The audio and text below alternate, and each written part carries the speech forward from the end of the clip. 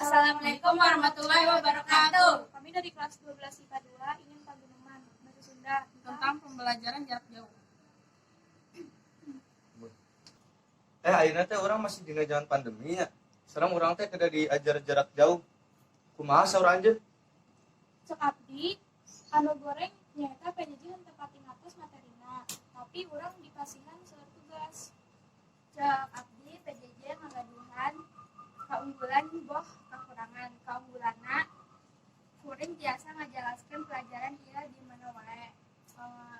Kakuranganna upami jaringanna goreng. Cekuring PJJ kira efektif sabab masih seueur siswa anu teu gaduh ponsel jeung gaduh kuota minimum. Sareng anu langkung parah nyaeta dumadakan aya tugas jeung tes anu urang sorangan ge teu pati ngartos materina. Lamun anjeun kan Cek abdi mah PJJ ngajantankeun murid anu males, janten laku males. Sareng ngajantankeun murid pinter di sekolah henteu tiasa caper ka guru. Upami anjeun dina Google Meet nonton guru ngajelaskeun apa napi sibuk nyalira. Abdi ngupingkeun guru ngajelaskeun tapi henteu mengataskeun.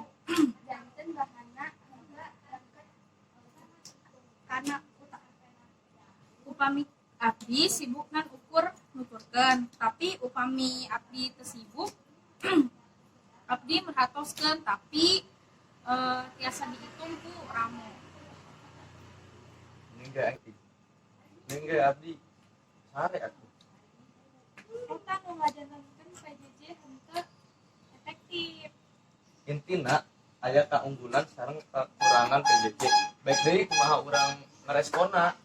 Leres anu paling penting nyaeta urang ngajaga kesehatan sareng nuturkeun protokol kesehatan di pamarentah. Mang beli mang.